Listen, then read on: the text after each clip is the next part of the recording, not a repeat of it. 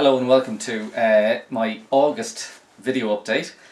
This time round we're going to talk about the unemployment figures that have recently been released. The NRA's plans to replace roundabouts in Bray with traffic lights, Bray Summerfest, the county development plan, and a new idea to videotape the Cliff Walk in a new way, which hopefully will attract tourists to walk that walk.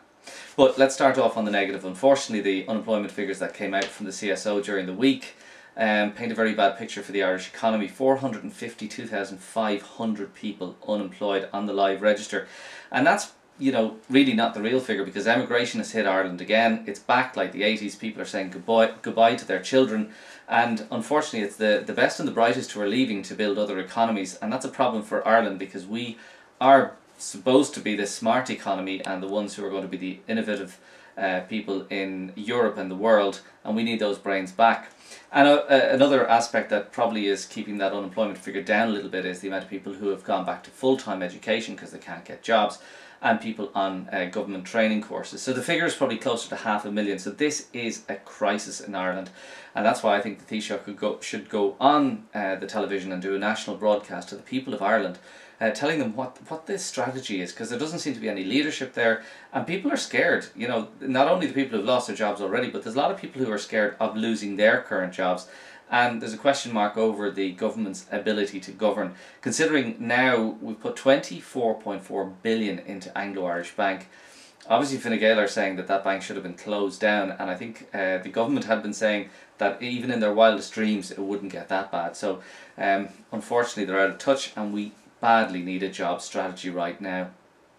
In terms of the NRA, the National Roads Authority came to Bray Town Council with plans to replace the roundabouts in Bray with traffic lights, and also to put traffic lights just as you access onto the motorway. This is a pathetic attempt by them. They should really be putting extra lanes on the N11, M11 outside Bray, but instead of that, this is a stopgap measure to try and improve traffic flow. So the 12 councillors in Bray have very clearly said no, including 2 additional county councillors who were at the meeting. But unfortunately the Greystones councillors have voted for this plan. Now I actually believe that they didn't realise the implications of the vote they took, and hopefully they'll change their mind on that, and that's why I've asked the Cllr Bray Town Council to invite all of the 24 councillors from Wicklow to Bray to discuss the implications of this. This is something we really need to work hard on, because we can't have Bray choked up with more traffic trying to get onto that N11, because people won't want to come to this beautiful town if that is the case.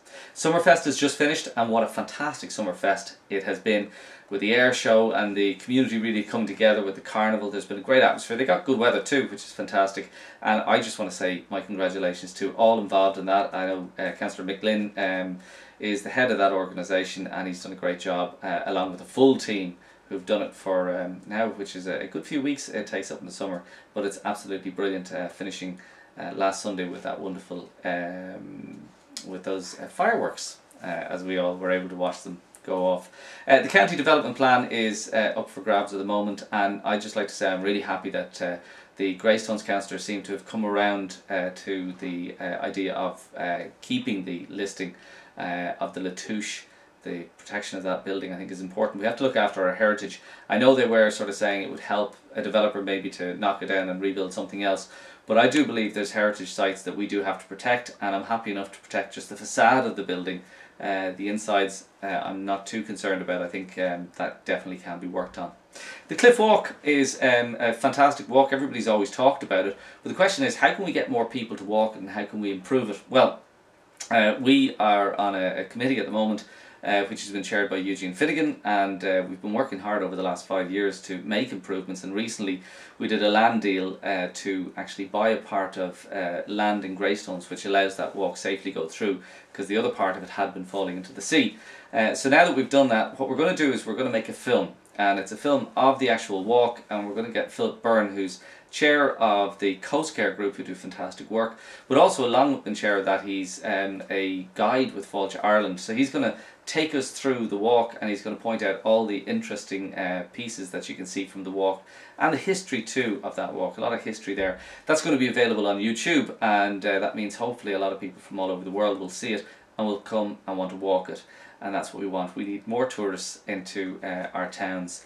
On the 5th of September, Gourmet Greystones takes place, and if you know me well, you'll know I love my food and my drink, and I'm certainly looking forward to going to Greystones and enjoying a festival atmosphere at the Gourmet. Finally, before I leave you today, I'd just like to ask you, if you can, the kids are back to school soon, and obviously there's a lot of spending to be done there in terms of buying books and uniforms and other things.